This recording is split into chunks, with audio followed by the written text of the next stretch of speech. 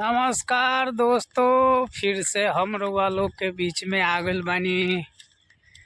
देखी हमनी जा रहल बानी रास्ता पर गाड़ी पकड़े। देखी कितना सुंदर आज के मौसम जो बा, सबसे बढ़िया आज के मौसम बा। ठंडा ठंडा बा, धूप नहीं खे। देखी थोड़ा सा सूरज है उगल बाड़े, दिखाई देता रहे। आज के जो मौसम बा बहुत बढ़िया बा।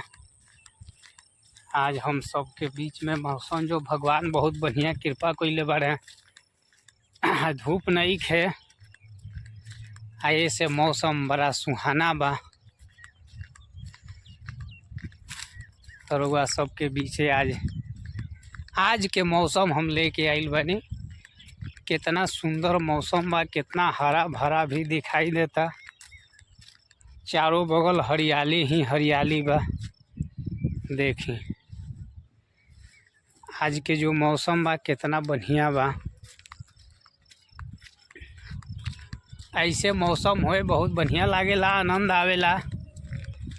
धूप के दिन में तो दशा खराब हो जाला।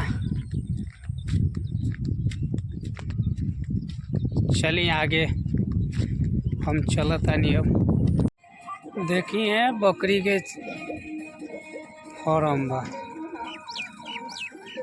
बकरी ये सब बा। ये बधार के दृश्य बा।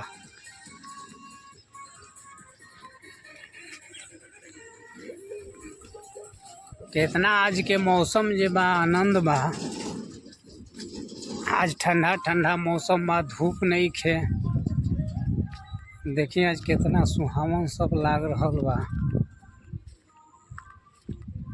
देखिए हमनी जाता नहीं अभी है, लड़का बारे पढ़े जाता रहे।